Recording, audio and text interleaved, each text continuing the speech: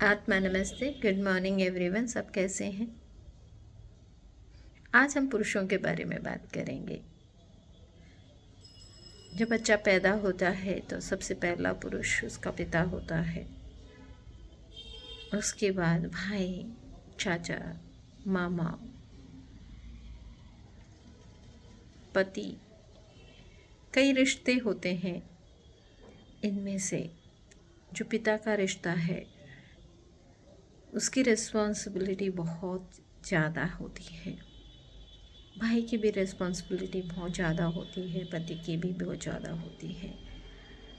Generally स्त्रियों को अबला बोला जाता है। मैं कई घरों में देख रही हूँ, कई जगहों पे देख रही हूँ जहाँ पुरुष अबला का रूप धारण करे हैं, लाचार होते हैं, अपनी इच्छाओं को नहीं जाहिर कर पाते, अपनी इच्छाओं को दबाते रहते हैं। हाँ, मेल को गम का, रोने का भी आज़ादी नहीं है। कुछ तकलीफ़ होने से दिखा भी नहीं सकते, माँ को नहीं दिखा सकते, बीवी को नहीं दिखा सकते, बहन को नहीं दिखा सकते, क्योंकि रिस्पॉन्सिबिलिटी है स्ट्रॉन्ग बनने की। बचपन से ही एक जब लड़का पैदा होता है तो उसे शिक्षा दी जाती है कि तुम लड़के हो, तुमको स्ट्रॉन्ग रहना है, तुमको घर की जिम्मेवारी लेनी है, अपनी बहन की जिम्मेवारी लेनी है, अपनी माँ की जिम्मेवारी लेनी है, अपनी पत्नी की जिम्मेवारी लेनी है। जो ऐसे कई जिम्मेवारियों से उसको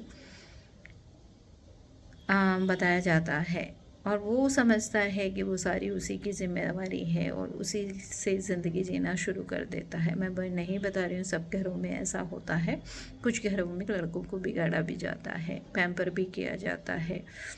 कई लड़के रिस्पॉन्सिबिलिटी नहीं लेते, मगर 10 में से 9 का केस ये नहीं है। 10 में से 9 लड़के पीड़ित होते हैं, तकलीफ़ में होते हैं, रिस्पॉन्सिबल होते हैं, जहाँ उनको एक्सप्रेशन की आज़ादी उतनी नहीं है जितनी एक फ़ीमेल को है।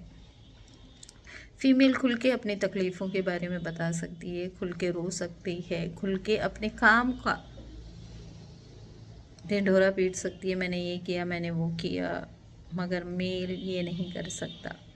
जब वो घर से निकलता है सुबह, अगर पत्नी का मूड ठीक हो या घर वालों का मूड ठीक हो तो उसको अच्छे से नाश्ता खाना मिल जाता है।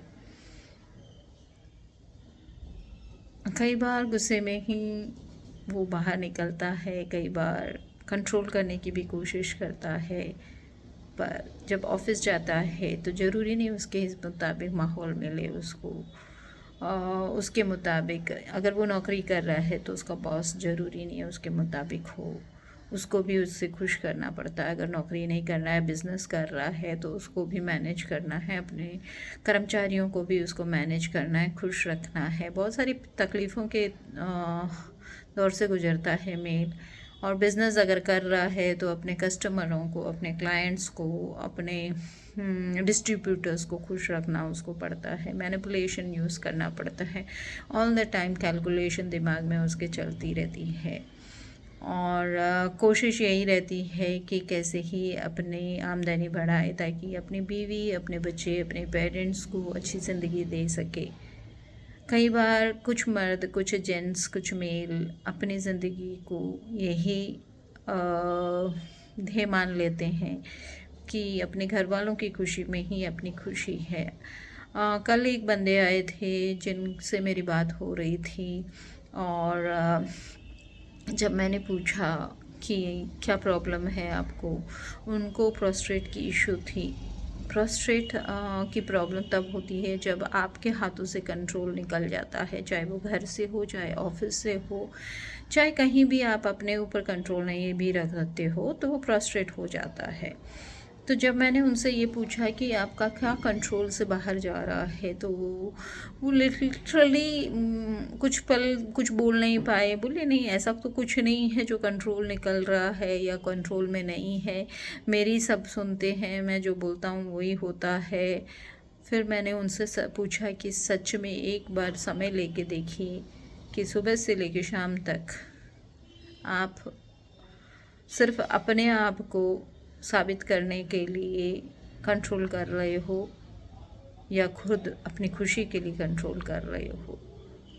तब उन्होंने बताया कि मेरी खुशी तो कहाँ है, मेरी खुशी तो बच्चों में है, मेरी खुशी अपने पेरेंट्स में है, माँ और पिताजी में है। मेरी खुशी अपने पत्नी को खुश करने में है। मैं तो भूल ही गया कि मेरी भी कोई खुशी है क्या, मेरे भी कोई शौक़ है क्या। मैं भी जिसमें मेरे पिताजी मेरे घर वाले खुश होते हैं उसी में मैं खुशी ढूंढ लेता हूँ। कई बार आप मेल को एक डर सताता है कि कहीं बीवी कहीं बच्चे उसके हाथ से ना निकल जाए, उनका घर वैसे ही रहे जैसे था, कुछ मर्यादा में रहे, माता पिता की सेवा हो, माता पिता का देखभाल हो, ऐसी सारी इच्छाएं रखता है। तो इस चक्कर में वो अपनी बीवी को भी कुछ नहीं बोल पाता, माता पिता को भी कुछ नहीं बोल पाता, क्योंकि उनकी उम्र आ चुकी होती है और माता पिता की एक्सपेक्टेशन बढ़ जाती है बेटे से। बच्चों को तो ऐसे ही वो कुछ नहीं बोल पाता।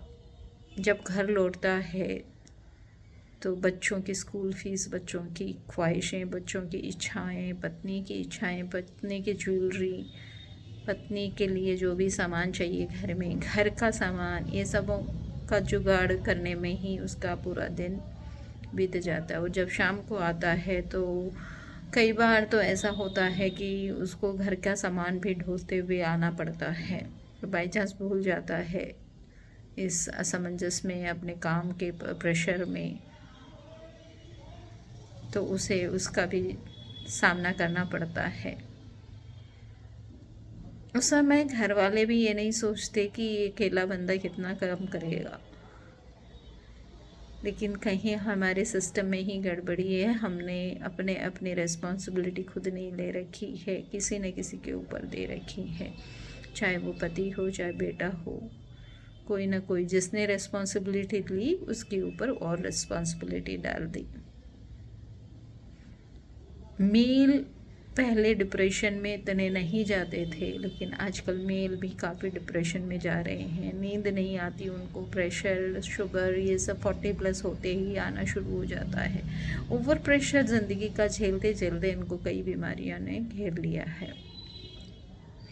और बुढ़ापे का तो उनका और भी बुरा हाल हो जाता है। वो एकदम ही निर्भर हो जाते हैं अपने परिवार वालों पे।